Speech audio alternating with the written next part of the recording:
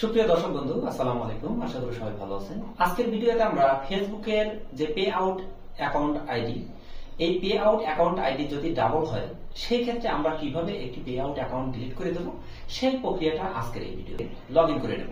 আমাদের যে প্রোফাইল আছে আমরা প্রোফাইলকে লগ ইন করে দেব। লগ ইন করে নেওয়ার পরে আমাদের এই যে প্রফেশনাল ড্যাশবোর্ড, অর্থাৎ এখানে প্রফেশনাল ড্যাশবোর্ড লগ ইন করার পরেই কিন্তু আমাদের এখানে দেখাবে, ঠিক এই আইকনটা দেখাবে, এই যে আমাদের প্রফেশনাল ড্যাশবোর্ড। আমরা প্রফেশনাল ড্যাশবোর্ডের উপরে ক্লিক করে দেব। ক্লিক করার পর আমরা এই যে বাম পাশের যে ফিচারস গুলো দেখছি, ঠিক এখান থেকে আমরা এই যে পে আউট অপশনটা আছে, পে আউট অপশনের উপরে আমরা ক্লিক করে দেব। পে আউট অপশনের উপরে আমরা ক্লিক করলে এখানে আমাদের পে আউটের যে ইন্টারফেস গুলো আছে সেগুলো আমাদের সামনে প্রদর্শিত হচ্ছে। এখান থেকে আমরা এই যে পে আউট হেল্প যে অপশনটা আছে, আমরা পে আউট হেল্পের উপরে ক্লিক করে দেব। এখন এখানে দেখুন আমাদের কিন্তু এখানে দুইটি, অর্থাৎ এই যে অ্যারো চিহ্নটা আছে, অ্যারোর উপরে ক্লিক করলে আমাদের এখানে দেখাচ্ছে কিন্তু যে উপরে একটি, অর্থাৎ এমডি শামীম হোসাইন এবং এমডি শামীম দুইটি অ্যাকাউন্ট দেখাচ্ছে। আমরা এখান থেকে একটি অ্যাকাউন্ট ডিলিট করে দেব। এখন এই যে, অর্থাৎ এই ফার্স্ট অ্যাকাউন্টটা আমি সম্পূর্ণ ট্যাক্স ইনফো কমপ্লিট করেছি, কিন্তু সেকেন্ড যেটা আছে এটা অর্থাৎ ট্যাক্স ইনফো দেওয়া হয়নি, শুধুমাত্র ক্রিয়েট হয়েছে।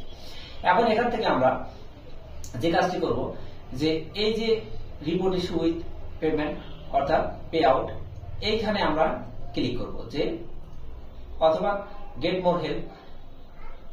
এখন এখান থেকে যদি আমরা ক্লিক করি যে গেট মোর হেল্প, এখানে যদি আমরা ক্লিক করি চলে আসবে হাউ ক্যান উই হেল্প, যে কমেন্ট হেল্প টপিকস, এই শো মোর টপিকস, যে উপরে যেহেতু আমাদের যেটা যে নাই, এখানে আমরা ক্লিক করলাম। ক্লিক করার পর মোর হেল্প টপিকস, এখানে উপরে যেগুলো আছে অ্যাক্টিভ নেই, নান অফ দেম এখানে লিখলাম। লেখার পরে এখানে আমাদের চেয়েছে যে ইমেইল, এরপরে পে আউট প্রোডাক্টস, অর্থাৎ এখানে ক্লিক করলে আমাদের দেখাবে যে কোনটাতে আমরা অর্থাৎ মনিটাইজেশন পেয়েছিলাম বা সেট আপ করেছিলাম। সেই ক্ষেত্রে আমাদের স্টার সেট আপ যেটা, সেটা আচ্ছা। এখানে আমরা প্রথমে আমাদের ইমেইলটা দিয়ে দিচ্ছি। ইমেইল,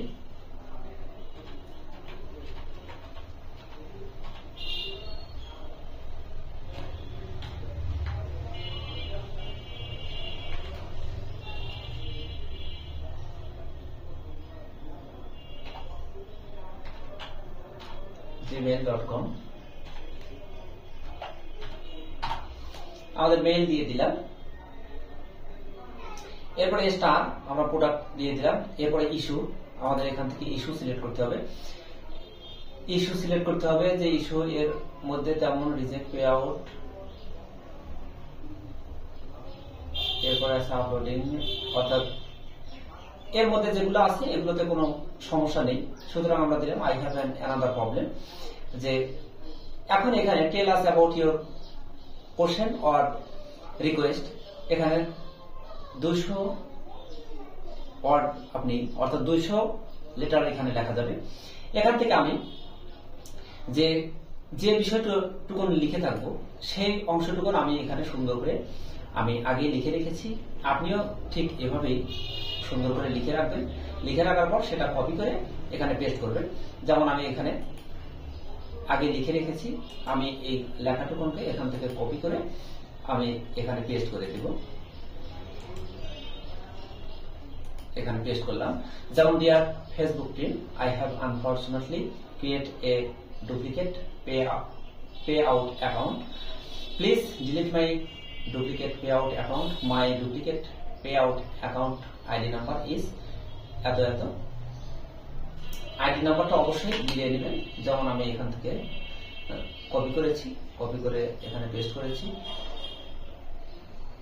দেওয়ার পরে I hope that you will delete my duplicate pay out account as soon as possible, thanks a lot. লেখার পরে আমি এই যে সেন্ড অপশন আছে, সেন্ড অপশনের উপরে ক্লিক করে দিলাম। সেন্ড অপশনে ক্লিক করার সঙ্গে সঙ্গে কিন্তু আমাদের এখানে এটা যে টিম আছে ফেসবুক টিম, তাদের কাছে এটা সেন্ড হয়ে যাবে।